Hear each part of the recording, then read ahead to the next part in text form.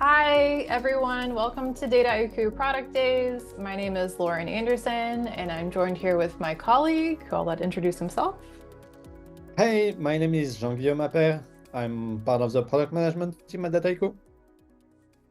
All right. And today we are going to walk you through this presentation we put together where we can show you how to build trust in your data analytics projects and data your company loves, all with Dataiku. All right, so we'll get started off by talking about some of the data quality challenges that organizations face today. So when you think about data quality, it's actually an issue that gets worse the longer you wait. So if you haven't seen, this is a pretty famous study that was done that shows that prevention is basically the cheapest way to approach data quality issues. So if you're able to verify a record at the point of entry, it only costs $1. So one time is more expensive.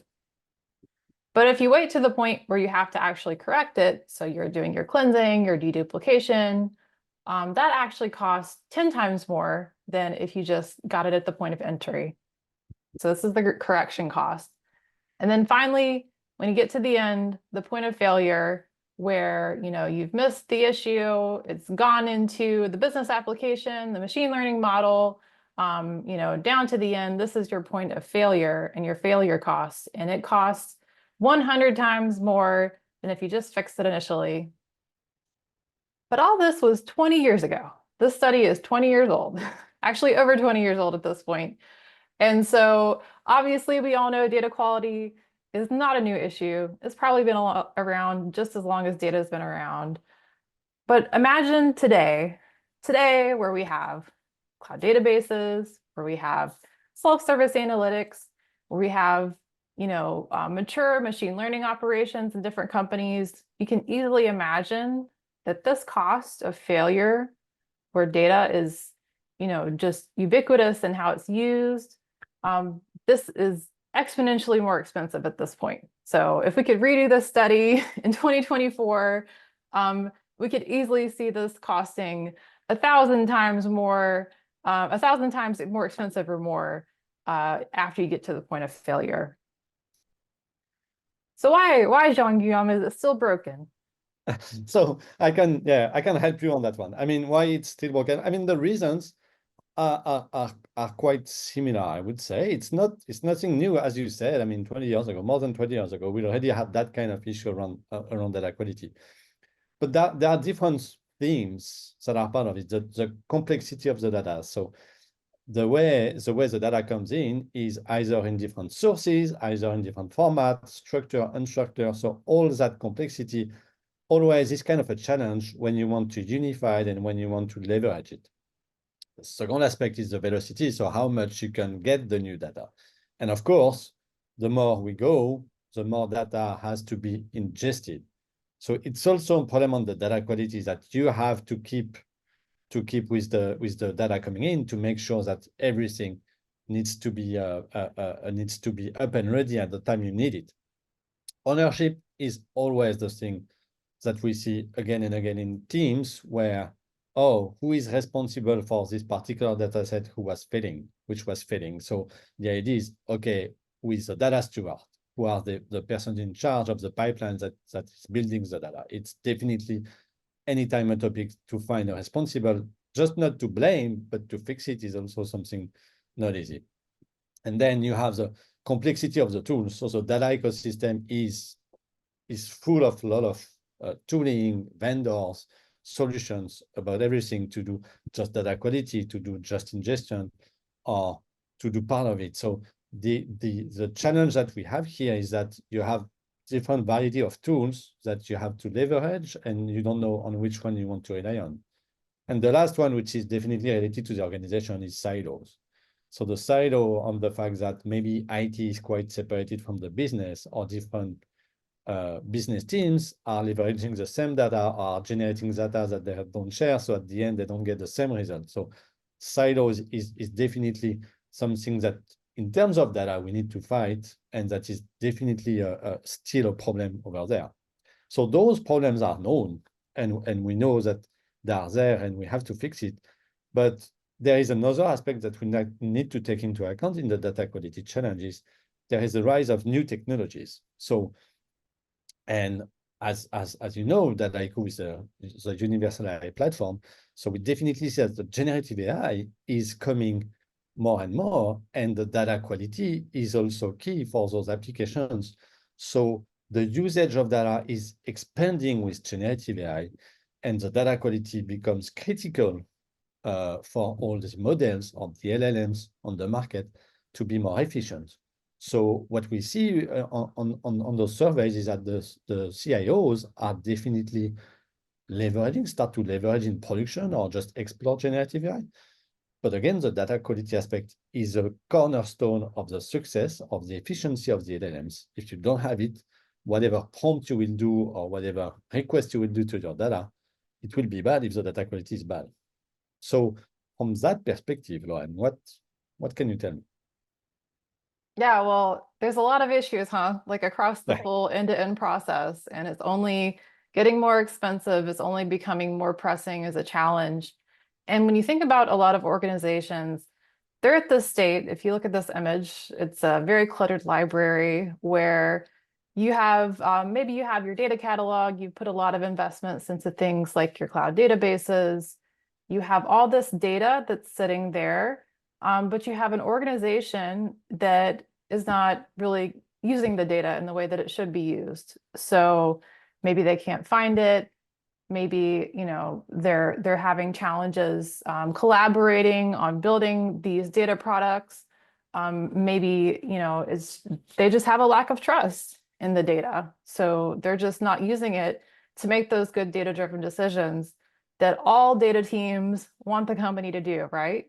So ultimately, to get to this state where we have people using the data, trusting the data, you know, engaging in things like self-service analytics, we have to get to a point where we're building collaborative processes where data quality, you know, is kind of embedded throughout operations. And luckily, that's where Dataiku comes in. So you're in luck. And now we'll talk to you through how Dataiku can help you get to this great state where you're building data trust throughout your organization, and again, data that your company loves. So it starts really with the first process, you know, the first step in the process, which is discovering data. So when you have data, you might ask, you know, you get it in the hands of an analyst, and they might want to ask things like, you know, how can I explore and understand this data, find issues, you know, really see what's going on with it. And that's where Dataiku can come in and help with things like once you're able to bring in a data set, you have these great visual indicators that show you, you know, quick views of the status of your data. So things like, okay, this is the percentage of data in this column that has errors, or this is the percentage of missing values you have. So you get this quick view, you know, before you even do anything that lets you know where you might have data quality challenges. And then you can go deeper. So, you know, from the same place in your data set, you can just click a few buttons and do this analysis to find things like, okay, what are the outliers in my data? What maybe do I have to do some cleansing on before I might put it into like a machine learning model or, you know, into my analytics project? And then finally, you really have to have a way to discover, you know, where those trusted things like features might be. So for example, if you're doing feature engineering with machine learning, we have things like our feature store, where you have your data scientists and others who are able to tag these trusted features so that you can actually easily discover them across your teams and reuse them. So you make sure that you avoid things like leakage, and you're using the best possible features for your projects. So that's step one. What about step two? Step two. Is it the most interesting? Maybe. So the idea is how you make data reliable together. So behind this, the most important piece is definitely with the together. And the fact that the idea of Dataiku and of the platform is ready to bring different type of, I would say, users and then maybe teams to collaborate on the same pipeline.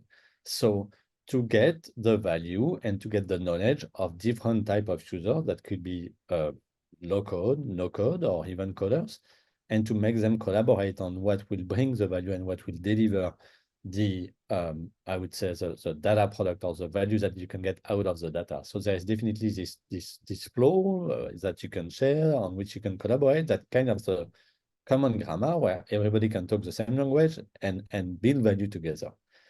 Of course, to make data reliable, you need proper data preparation, and data preparation not only from the format perspective, but also on the content, because at the end, this data must be used to build analytics or to build models.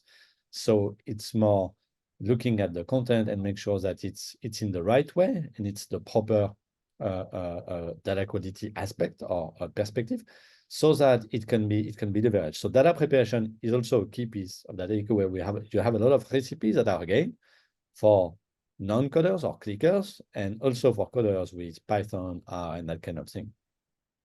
And then the last aspect that is part of the platform is still in the AI space, is how you can do feature engineering. So how you can, in an easy way, find the features that will make your model more efficient, and how you can test and how you can evaluate those features. So feature engineering is also a way to rely on the data and to make the model more efficient. So the idea, again, as part of the data product, is to be able to do the feature engineering.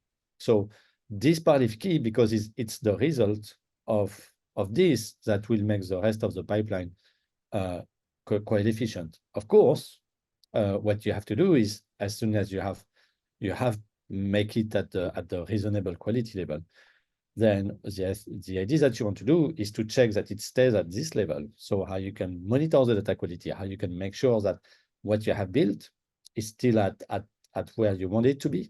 And if it's not, to be aware about it, to be warned about it, so that you can fix whatever you have to fix. The next concept is that now that I've built everything, my pipeline is fine. So how I can orchestrate, how I can run it like on a regular basis, and how I can start to share it with others. Because the challenge is that what I'm building is not only for me, but is also for some things, for some other users. So how can I share it? And within Dataiku, you have the ability with different type of concept, with the data collections, with the sharing mechanism as part of the platform or the workspaces, to let other type of users either consume, either reuse in other type of pipeline. And last but not the least, which is part of the trusted data aspect, is how you can check where the data is coming from. So at the end, at some point, you want to reuse the data sets that have been built. So where this column is coming from, is it coming from a data source that I trust or not? So lineage will help you. But on the other part of the pipeline, lineage will also help you on the impact analysis aspect. So where my data set is going to be used to, because I want to remove that column. And then I just want to be sure that whatever I change, I want to check the impact on the downstream pipeline project or whoever is reusing it. So it's also a way to do some impact analysis. So at least with that, you are able to cover the governance aspect of it and the automation aspect of all the work that you have done. All And right. to summarize.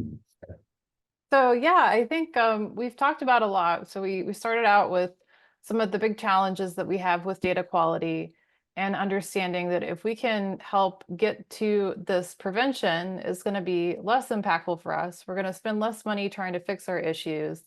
And that some of the big issues that we have are kind of embedded throughout the whole process, from discovery to operationalization. And as we've talked about, Dataiku helps data quality throughout that whole process. So it's embedded, throughout every part of our product, so that you can really build that trust from the analyst to the business stakeholder to, even the CIO who's, wants to get visibility into everything, and wants to make sure that data actually gets used, and the data teams that want to have those data-driven decisions across the organization. So from the discovery of data to making that data more reliable, to me being able to control and have that trusted data across the organization, Dataiku really helps you throughout that entire process of the analytics lifecycle. Anything to add? Yeah, and my main topic is as a team. So come back to the idea that this is a teamwork, and the result will be the result of the team. And so then those other teams will be able to reuse it and all that kind of thing. So this is the unique aspect of Dataiku, is that it solves this collaboration aspect and the end-to-end platform, because you can do the discovery, as you said. I mean, it's the end-to-end and the collaboration aspect, which is the key value that brings Dataiku to another level compared to what you can see on the market. Yeah, absolutely. And well, thanks everyone. And I will say we've shown you a lot of features here. We have a lot of great demo videos and other things on our website, and we can definitely share those with you as well. And you can even try it out yourself and get your trial of Dataiku and check out some of these great features on your own. But now I think we'll go ahead and open it up for questions. So thanks again.